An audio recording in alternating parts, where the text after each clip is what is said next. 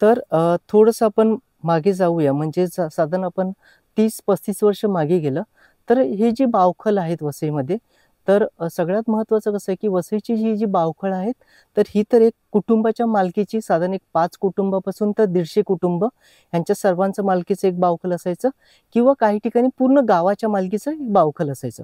आता बावखल जी इथे निर्माण केली गेली, तर त्याचा मुख्य उद्देश हे होता, की इकडे जी वसईची, म्हणजे 30 वर्ष अगोदर जी वसईची शेतीप्रधान अशी जी संस्कृती होती, आणि इकडे लोकांचं जे मुख्य उत्पन्नाचं जे साधन होतं ते शेती होतं. त्याच्यामुळे त्यांना सिंचनासाठी सोय म्हणून ही बावखळं निर्माण करण्यात आली. दुसरी महत्त्वाची गोष्ट म्हणजे, की पिण्याचं पाणी सोडून अजून जे घरगुती उपयोगासाठी सुद्धा, म्हणजे कपडे धुण्यासाठी सुद्धा लोकं या बावखळावर यायची.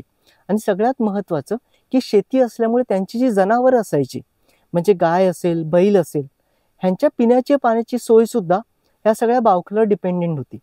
आज कसं झालं, की वसईमध्ये जे शिक्षण आलं, आज इकडे वसईमध्ये आपण बघितलं, तर शिक्षणाचा एक खूप चांगल्या प्रकारे विकास झालेला आहे.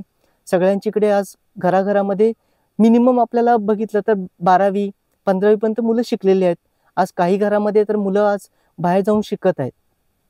ही जी काही शैक्षणिक सुबत्ता आली, त्याच्याबरोबर आर्थिक सुबत्ता सुद्धा आली.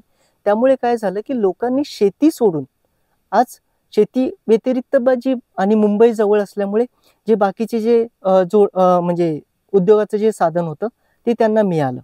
आता ह्याच्यामध्ये झालं कसं, की पूर्वी लोकं कामावर जायचे आणि तिकडे येऊन शेती करायचे. पण आता उत्पन्न एवढं वाढलेलं आहे, की त्यामुळे लोकं शेती करण्यासाठी रेडी नाही आहेत. दुसरी महत्त्वाची गोष्ट इकडे महत्त्वाचं सांगायला मला वाटतं, की आज जरी इकडे शेतीचं उत्पन्न असलं, तरी बाजारपेठ नाही आहे. आज वसईमध्ये आपण बघितलं, पश्चिम पट्ट्यामध्ये एवढी शेती चालते, पण योग्य अशी बाजारपेठ नाही आहे. प्रत्येक वेळी इकडे बघितलं तर लोकांनी कोविडमध्ये बाजारपेठेसाठी लोकांचे जे हाल झालेले आहेत, कच्च्या मालांसाठी जे हाल झालेले आहेत, की इकडे जो शेतमाल पिकलेला होता तो अक्षरशः लोकांना टाकावा लागलेला आहे. तिसरी महत्त्वाची गोष्ट अशी आहे, की आज वसईमध्ये जी बावखलं आहेत, तर तेव्हा कसं झालंय, की आज मी बावखलाचा वापर करत नाही, त्याच्यामुळे त्याच्या साफसफाईसाठी कोणीही प्रयत्न करत नाहीये. तर ते होणं खूप महत्त्वाचं आहे. आज बघितलं तर वसईमध्ये आपण थोडंसं मोठ्या लेव्हलला विचार केला, तर आज वसईमध्ये साधारण एक 800 बावखलं असतील. ही 800 बावखलं, तर ह्याचं ना आपल्याकडे अगोदर जे जिल्हा परिषदेकडे ह्याच्या बाबतीत वसईत एक्झॅक्ट किती बावखलं आहेत याचा डेटा आहे.